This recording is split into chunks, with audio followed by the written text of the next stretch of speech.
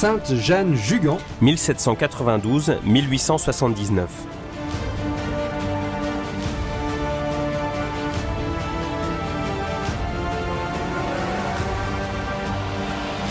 Après une vie simple de servante jusqu'à près de 50 ans, Sainte Jeanne Jugan s'abandonne à la démesure de l'amour chrétien en donnant son lit à une vieille femme aveugle abandonnée en plein hiver de cette année 1839 dans les rues de Saint-Servant près de Saint-Malo.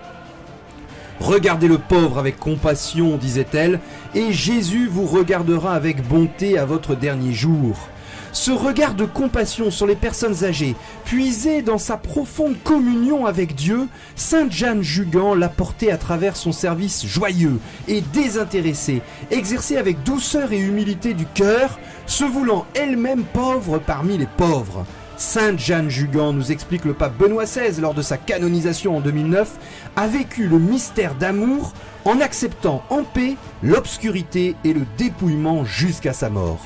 Dans ce 3e épisode de votre émission Pèlerin de Dieu, sur les pas ce mois-ci de la grande sainte bretonne du 19e siècle, Sainte Jeanne Jugan, fondatrice des Petites Sœurs des Pauvres et devenue Sœur Marie de la Croix, découvrez avec nous les 27 dernières années de sa vie, de retraite forcée à Rennes, ainsi que sa belle spiritualité. Pèlerin de Dieu avec Franck Bétoir et le Père Jean-Baptiste Masson sur RCF Nord-de-France.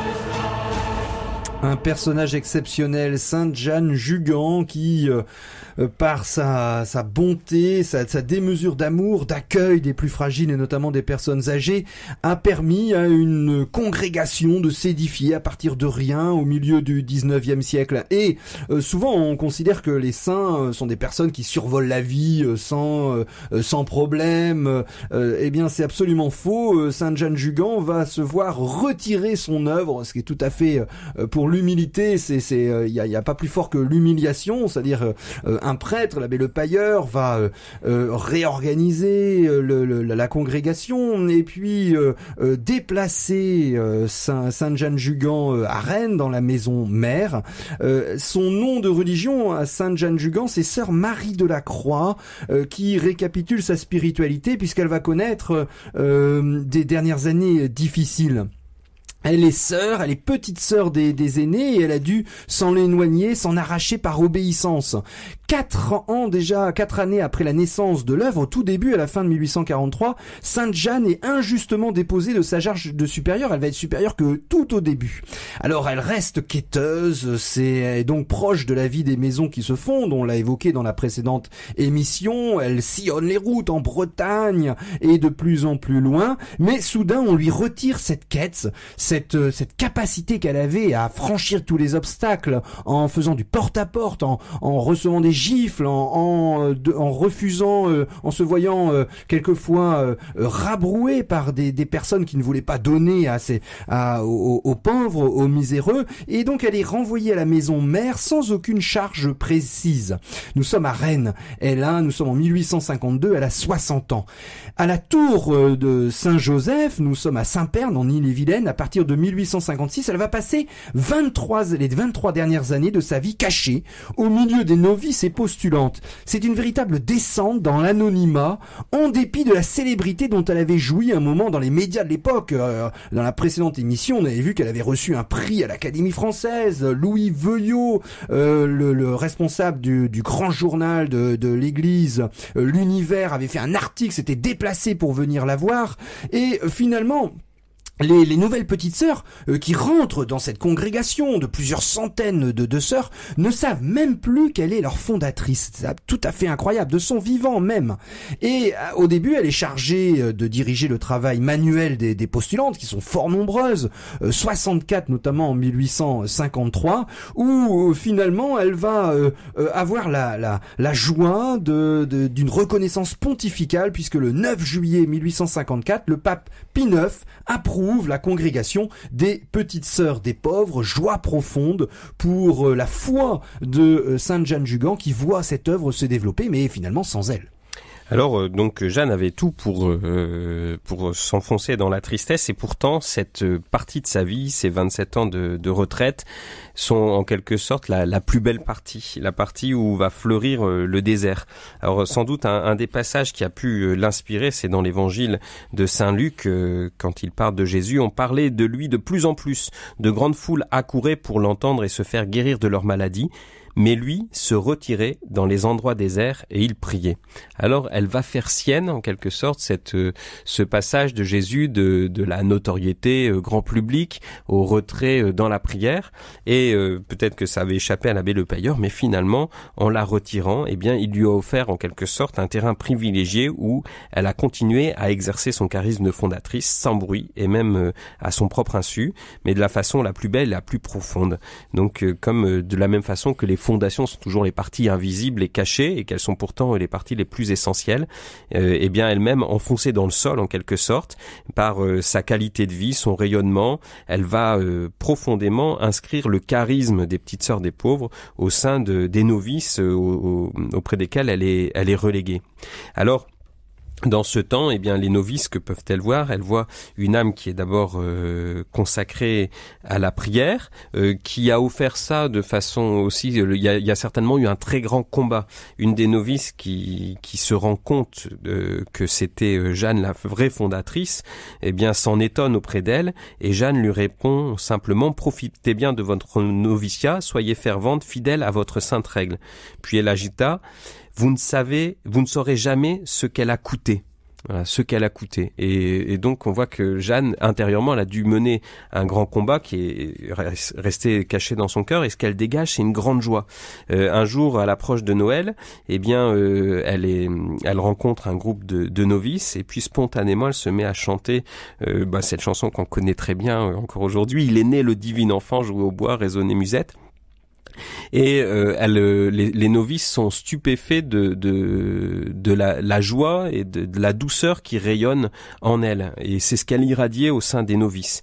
Et puis de cette bonté, cette contemplation de la nature, de la création, et cet amour des pauvres, c'est ce qu'elle va continuer à insuffler, et qui va se propager et habiter la congrégation des Petites Sœurs des Pauvres jusqu'à aujourd'hui. Être pauvre parmi les pauvres, nous sommes en 1865, et là, incroyable, Sainte Jeanne Jugan, qui était mise à l'écart de toute responsabilité, de tout honneur, elle faisait nominalement partie du conseil général de la congrégation, mais jamais elle n'y était appelée.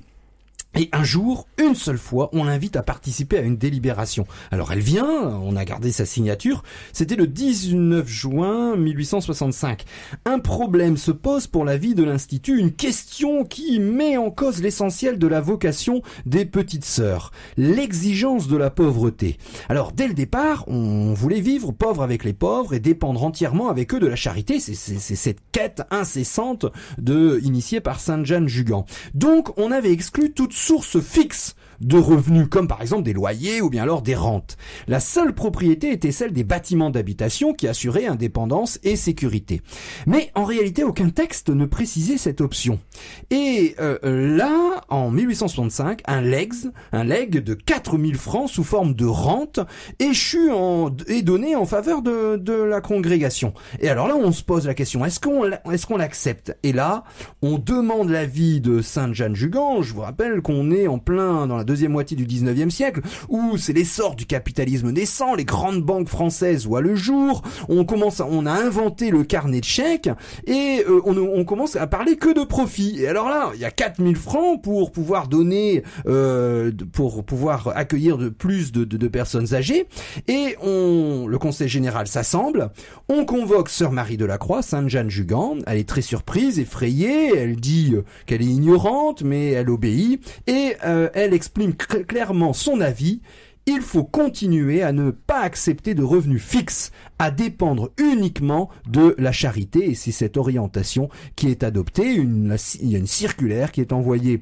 aux maisons, Le conseil de la congrégation écrit au garde des sceaux de l'Empire, nous sommes sous Napoléon III, ministre de la Justice et des Cultes, pour lui notifier cette décision, et le gouvernement en prend acte l'année suivante, et par le fait même du refus de ce don de 4000 francs. Un peu plus tard, nous voyons Sainte Jeanne Jugan inviter les jeunes sœurs à prier, je la cite, pour qu'on ne cède pas aux instances de ceux qui voudraient nous donner des rentes. On voit ainsi qu'elle veillait dans la prière sur cette congrégation qu'elle avait fait naître et sur le choix de pauvreté qu'il a livré à l'amour du Père des cieux.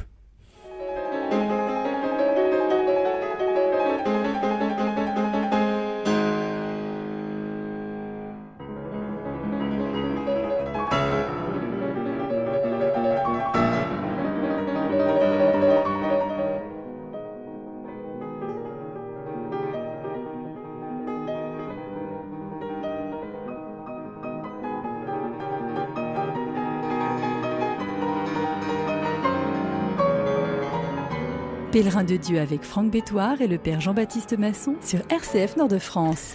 Cette dernière partie de la vie de Jeanne Jugan est marquée par la retraite, la discrétion. Elle est reléguée parmi les novices et les postulantes dans un rôle très minime, sans plus aucune autorité. Mais pourtant, c'est là aussi que fleurit son charisme et son amour de Dieu et des pauvres, qu'elle continue de rayonner autour d'elle. Et puis elle-même, elle va connaître la vieillesse. Alors, elle qui avait soigné tant de personnes âgées dans sa vie, bien ses forces diminuent et elle devient aussi presque aveugle. Elle disait, quand vous serez vieille, aux autres novices, vous ne verrez plus rien. Et puis elle ajoutait, moi je ne vois plus que le bon Dieu. Ou encore, le bon Dieu me voit et cela me suffit. Alors elle perd progressivement des forces et puis donc elle est reléguée à l'infirmerie. Où elle va passer une dizaine d'années, un petit peu moins, 8 ans, à l'infirmerie. Jusqu'à sa mort, où elle s'éteint dans les bras de Dieu avec une magnifique prière. Donc le 27 août 1879, l'année de sa mort, elle se confesse une dernière fois et puis on l'entend murmurer donc quelques instants avant sa mort, après avoir reçu le sacrement des malades, « Père éternel, ouvrez vos portes aujourd'hui à la plus misérable de vos petites filles, mais qui a une si grande envie de vous voir. » Et elle ajoute aussi, « Ô Marie, ma bonne mère, venez à moi, vous savez que je vous aime et que j'ai bien envie de vous voir. » C'est ses dernières paroles. Elle s'éteint tout doucement, elle a alors 87 ans, et on peut penser que les portes du royaume de Dieu, des portes de lumière et de paix promis aux petits, s'ouvrent devant elle. On va vous parler de moi, laissez tomber, le bon Dieu c'est tout. C'était un des derniers conseils de Sainte Jeanne Jugan à une jeune sœur, toute jeune entrée dans la congrégation depuis 3 jours. Et qui va quitter la tour Saint-Joseph, nous sommes à Rennes, pour aller au premier lieu, près de Saint-Malo, à Saint-Servant. S'effacer, être oublié, Sainte Jeanne Jugan, en fait, elle va le subir, puisque à sa mort, on ne sait même plus quelle était l'âme de la congrégation, la grande fondatrice. Et il va falloir attendre plusieurs années, un premier travail de recherche historique qui paraît en 1902, et une brève notice nécrologique de Sainte Jeanne Jugan, qui la reconnaît comme la première sœur et fondatrice. Et puis, avec la restitution de son œuvre, la mission posthume de Sainte Jeanne commence et elle ira en s'amplifiant au cours des années. En 1935, de nombreux témoignages de ses contemporains font penser le moment venu d'ouvrir à Rennes le procès informatif sur sa réputation de sainteté. L'année suivante, en 1936, les ossements, les restes de Sainte Jeanne Jugan sont transportés du cimetière de la communauté à la crypte de la chapelle. Je vous rappelle que sur sa tombe était écrite simplement 3e petite sœur. La Seconde Guerre mondiale vient interrompre la procédure et il faut attendre 1970 pour que la cause de béatification soit introduite à Rome. Tous les témoins oculaires ont alors disparu et on a d'abord un procès apostolique qui porte sur l'héroïcité des vertus de Sainte Jeanne à partir d'un travail historique. Il est terminé en 1979, présenté à Saint Jean-Paul II, qui publie le décret en juillet de la même année, et 3 ans plus tard, on a une guérison qui est reconnue. Un ancien résident de la maison des Petites Sœurs des Pauvres de Toulon, en France, atteint d'une maladie de Raynaud, de la maladie de Raynaud à un stade avancé et menacé de l'amputation d'une main, a été subitement guéri au cours d'une neuvaine de prière par l'intercession de Sainte Jeanne Jugan. Le saint pape Jean-Paul II la proclame bienheureuse le 3 octobre 1982 et le pape émérite Benoît XVI la porte aux autels, elle est canonisée en 2009. Ainsi, l'Église nous propose Sainte Jeanne Jugan en exemple pour nous aujourd'hui. Alors cette sainteté de Jeanne Jugan, c'est d'abord, premier trait qu'on peut retracer, c'est celle de l'amour des pauvres avec ce charisme de l'hospitalité. Donc il y a, c'est-à-dire d'accueillir le pauvre, de lui donner l'hospitalité. Alors c'est le 4e vœu, vous savez que pour les religieux, il y a 3 vœux, la pauvreté, la chasteté, l'obéissance, et les sœurs des pauvres ont ce 4e vœu qui leur est spécifique de servir les pauvres. Alors à travers les pauvres, c'est le Christ lui-même qui est accueilli, mais donc la force de Jeanne Jugan, c'est d'avoir été elle-même pauvre. C'est-à-dire que c'est dans cet accueil des pauvres, il n'y a aucune condescendance. C'est pas le riche qui se penche sur le pauvre, mais c'est le pauvre qui accueille le pauvre. Et donc elle demande à ses sœurs de se faire petites et humbles pour ne jamais prendre le pauvre de haut. Et la mission des sœurs, c'est de rendre les pauvres heureux. C'est-à-dire qu'il ne s'agit pas simplement de les loger, les nourrir, les soigner. Bien sûr, tout cela, elles le font, mais il faut aller jusqu'à les rendre heureux. Et ça se fait par une relation de proximité, d'échange, d'amour, telle qu'elle voulait que ce soit vécu dans les maisons de retraite. Et donc, bien loin l'idée de voir le pauvre simplement comme un dossier médical à traiter. Alors, notre bonheur, disait-elle, c'est d'être une petite sœur des pauvres, rendre les pauvres heureux, c'est tout.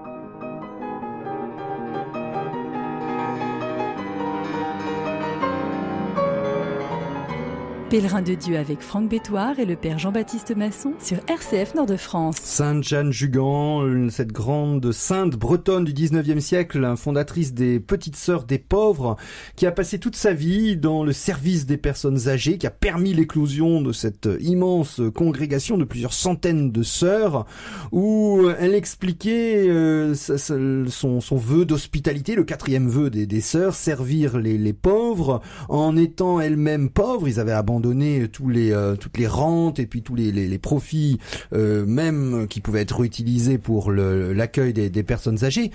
C'est une belle spiritualité de l'esprit de famille. Ils appellent leur lieu d'accueil ma maison, avec la gaieté, la joie, le fait de prendre en compte individuellement chaque personne, puisque ces personnes sont l'image de Jésus. Elle explique là ces très beaux mots: et il ne faut pas craindre sa peine pour faire la cuisine, comme pour les soigner quand ils sont malades.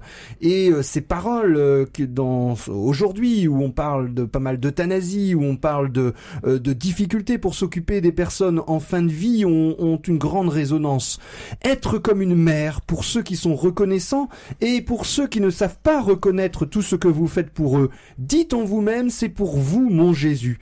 Regardez le pauvre avec compassion et Jésus vous regardera avec bonté à votre dernier jour. Et cette grande joie liée au respect de la vie permettait de passer parmi ses souffrances, puisqu'elle en a connu. Elle voit mourir à 32 ans une de ses premières sœurs, Virginie Trédaniel. Et est-ce que c'est cette mort ou sa propre souffrance d'avoir été écarté comme ça du gouvernement et même du souvenir de la fondation de cette congrégation qu'elle a pris donc son nom, Sainte Marie de la Croix, puisqu'elle explique aux postulantes que nous avons été greffés dans la croix. Alors Jeanne Jugan est caractérisée également par la petitesse et l'humilité, et pourtant de son caractère, elle était grande, elle était fière, elle était extrêmement active. Et donc il y a un secret dans sa vie pour que ce caractère qui a été formidable dans la création de cette œuvre des Petites Sœurs des Pauvres puisse supporter cette mise à l'écart sans tomber dans l'amertume et l'aigreur. Eh bien c'est vraiment l'action de Dieu où elle a compris qu'elle devait elle-même se laisser faire et pétrir par Dieu. Elle emploie l'image avec ses novices de la sculpture. Il faut se laisser tailler par Dieu. Et on voit que dans ce tempérament très actif, elle a compris que la source de l'action, c'était Dieu. Et on voit elle-même, c'est un peu comme un flot. C'est une belle image que reprend Éloi Leclerc dans sa petite vie de Sainte Jeanne Jugan. On voit elle est comme un torrent qui court vers sa source. C'est-à-dire qu'elle est impétueuse, très active, mais elle va reconnaître que c'est la source de cette action, c'est Dieu, et qu'il faut d'abord se laisser faire par lui et le laisser agir en nous. Et donc elle va le faire avec extrêmement de douceur et d'humilité, de confiance en Dieu, et de cette humilité naît aussi un grand sens de la louange. Donc elle avait cette joie qui était communicative. Et elle dit, je la cite, il faut toujours dire Dieu soit béni. Donc cette louange qui envahissait chaque instant de sa vie, qui naissait d'un cœur pauvre qui se laisse aimer par Dieu, qui rend grâce à Dieu en toute chose. C'est une belle spiritualité de la prière, je la cite. Allez le trouver, elle parle de Dieu évidemment, quand vous serez à bout de patience et de force, quand vous vous sentirez seule et impuissante. D'ailleurs, c'était son cas dans les dernières années de sa vie. Jésus vous attend à la chapelle. Dites-le lui. Vous savez bien ce qui se passe, mon bon Jésus. Je n'ai que vous qui savez tout. Venez à mon aide, et puis allez, et ne vous inquiétez pas de savoir comment vous pourrez faire, il suffit que vous l'ayez dit au bon Dieu, il a bonne mémoire. Alors, pour rentrer dans les secrets de sa spiritualité, il y a sa piété eucharistique, c'est peut-être le centre, un des lieux de la dévotion catholique assez mystérieux, quand on n'a pas il n'y a pas la grâce de comprendre et de croire dans la présence réelle. En tout cas, dans elle, Sainte Jeanne Jugan, dans sa dévotion à la passion du Sauveur et notamment au chemin de la croix, cette piété eucharistique avait fortement était apparue aux novices. Plusieurs ont été frappés de son comportement rayonnant de joie et d'attention aimante lorsqu'elle faisait le signe de la croix ou s'approchait de la communion sacramentelle. La regarder se faisait désirer d'aimer l'Eucharistie comme elle l'aimait. Cette foi de reconnaître en cette hostie, dans ce bout de pain, caché Jésus dans son vrai corps et dans son vrai sang pour le vin. Et puis, deuxième secret qui va avec, c'était sa tendresse évidente pour Marie, pour la Sainte Vierge Marie. C'était un plaisir de la voir prier avec son chapelet qu'elle ne quittait jamais. Elle aimait à dire, par l'Ave Maria, nous irons en paradis. Et elle vivait en présence de Dieu et nous en parlait toujours, dit une novice de ce temps, lorsqu'on a récolté tous les témoignages. Aux jeunes filles qui arrivent au noviciat, encore douloureuses, des séparations familiales, au moment encore douloureux, elle dit, mes petites, vous aimez la Sainte Vierge? Elle sera votre mère. Et suivant Marie et Jésus jusqu'au dépouillement de la croix, elle a communié de plus en plus profondément au sentiment du Christ sur la terre. Terminons avec une prière que nous propose le Père Éloi Leclerc dans son petit bouquin sur Jeanne Jugan, Tendresse de Dieu pour la terre. Jésus, toi qui as tressailli de joie et béni ton Père d'avoir révélé aux tout-petits les mystères du royaume des cieux, nous te remercions des grâces accordées à ton humble servante Jeanne Jugan, à qui nous te confions nos demandes et nos besoins. Père des pauvres, toi qui n'as jamais repoussé la prière des petits, entends, nous t'en supplions, l'appel qu'elle t'adresse pour nous. Nous te le demandons, Jésus, par Marie, ta mère, et la nôtre, toi qui règnes avec le Père et le Saint-Esprit maintenant et pour les siècles des siècles.